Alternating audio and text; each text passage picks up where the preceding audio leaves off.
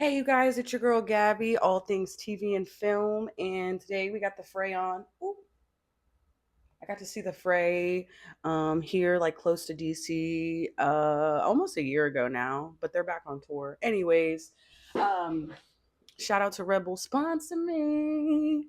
Today I'm here to talk about the latest movies that I have watched. And I stayed in last weekend to watch some things. So let me pull up my list of things that I watched. So something that I watched last night, um, that I had been waiting to watch, I guess. It finally came out on HBO. One thing I like that HBO Max, I guess I should say it now, HBO Max, is HBO Max is doing new movie Fridays, which is cool because I usually go out Thursdays, stay in Friday, go out Saturday and Sunday, whatever. DC's lit on Sunday. My favorite day, honestly. So I stayed in and I watched some movies. So I watched Final Destination Bloodline, and I actually just heard the news that they are continuing that story and expanding more on the Final Destination franchise. And I have some thoughts about that. But first and foremost, I just want to say I gave Final Destination Bloodline a 3 out of 5. Uh, I am your audience when it comes to gore. I laughed at every death that happened in this episode. I mean, in this movie. I almost said season and episode. In this movie, I like the deaths. I will say these might be some of my favorite deaths in the Final Destination like lineage. Because earlier this year, I actually went and watched all of the other Final Destinations because I was bored and basically was rating all of them based off their deaths. And I think this might be my favorite one. Why do I give it a 3 out of 5? Because I thought the story was boring. Um, excuse me, the bloodline aspect, creative but boring. And I clocked that it didn't start to get interesting until about 25 minutes in, which is like after the first act. And I'm like, this has been boring as fuck. And then also, how do you explain like your entire family dying in like a week to other people? Like, oh, how was your summer? It's like, oh, that one time at band camp, my entire family died this summer. How? A curse. What? I just was not really impressed. But again, I enjoy the kills.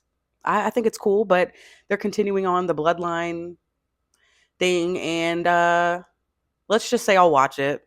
I mean, y'all will get money from me, I guess, whether it's through a subscription or a theater. You'll see me, I guess. Okay. After that, I watched Heretic, and that I'm pretty sure is on Prime. Um, yeah, I gave that a 2 out of 5, 2.5. It was boring. I didn't finish it, so I have nothing to say about it. I got about halfway through. Uh, let's just say me and those girls don't act the same. I mean, I know they're Mormon, but baby girls, that discernment gonna take you far. Cause why are we halfway through the movie and that guy's wife, Hugh Grant, his wife is still not in the room? Y'all have been begging for his wife to be in the room and she never came. Why'd you stay? I'm sorry. Yeah, it's shit like that where I'm like, y'all were so adamant about this. And then it's like you're showing that they have loose morals. I'm not interested in the whole religious aspect. But I do like the girl from Yellow Jackets. What's her name? Sophie or what? No, that's the other girl. The blonde girl, whatever. She's in Companion. Love that movie. Yeah, that movie sucked. I didn't finish it. So Heretic, couldn't tell you.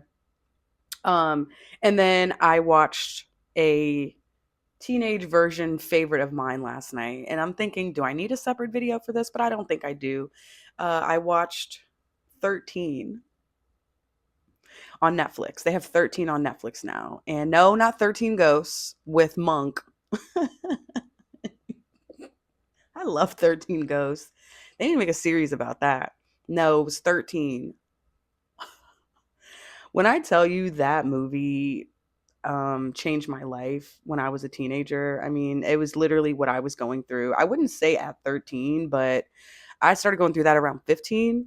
And starring Evan Rachel Wood, Holly Hunter, and Nikki Reed. And I didn't know until later on in my like when I was a young adult that Nikki Reed wrote it because she wrote it based off of like a loose adaptation of her like teenage formative years, like as it was starting.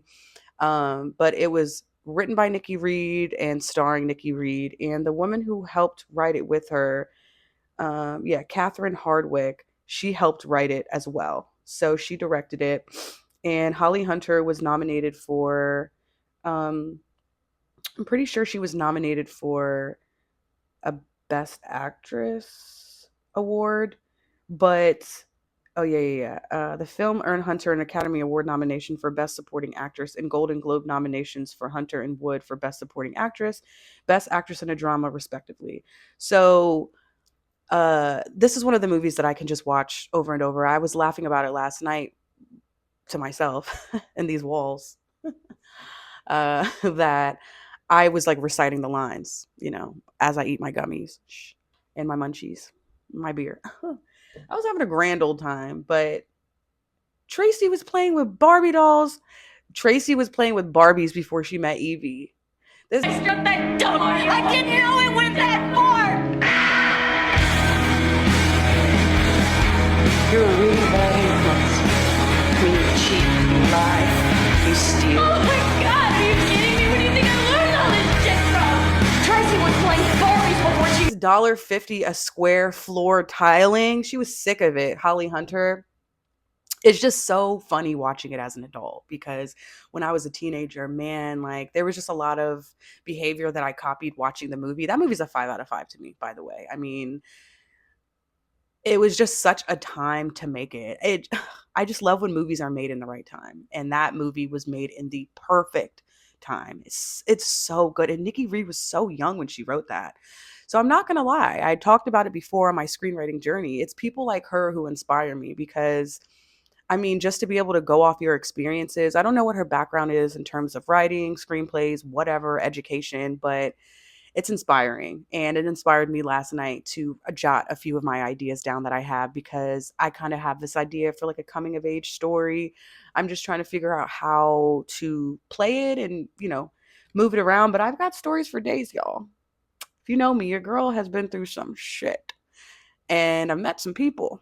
I'm just trying to figure out how to decipher between these stories and information. And it's crazy up here. But yeah, I watched 13, Heretic, and Final Destination. What an evening. What an evening. And again, on the 13 aspect, they don't make movies like that, for one, and two, showing the realism that comes with being a teenage girl. And the moment you get pretty, things change just like that. It's just very different. Boys get the feels, they got ants in their pants. But us girls, I just think that we have a lot to bear. And I think this movie shows a perfect example of that. 13 is in my top 5 favorite movies. Yeah, I would say 13, maybe Twilight. It's so funny because I talk about movies and television, but if I can be frank, I have always preferred TV over, oh, it's my cat's food. I've always preferred TV over movies. Now, a TV movie, you got me there. But I've always just preferred television. I feel like I've always liked how they're able to flesh out ideas better and not make it feel so rushed. That's why it pisses me off when people have like a season for a show and it's shitty. I'm like, you had this entire opportunity for like multiple episodes to flesh out your idea. But I really enjoy television, I think, more than I enjoy like traditional movies. I haven't really been interested in movies since like pre-COVID. But TV shows, I'm your girl for when it comes to that. So that's what I watched last night. That's what I have going on. I have a few more movies on my list for next weekend, and I'm excited to see what HBO Max is going to drop. For the rest of the year, every Friday, they say they have new movies, and I'm going to make sure I watch them and get my money's worth. HBO Max. But it's your girl, Gabby, all things TV and film. I'll see you guys next time.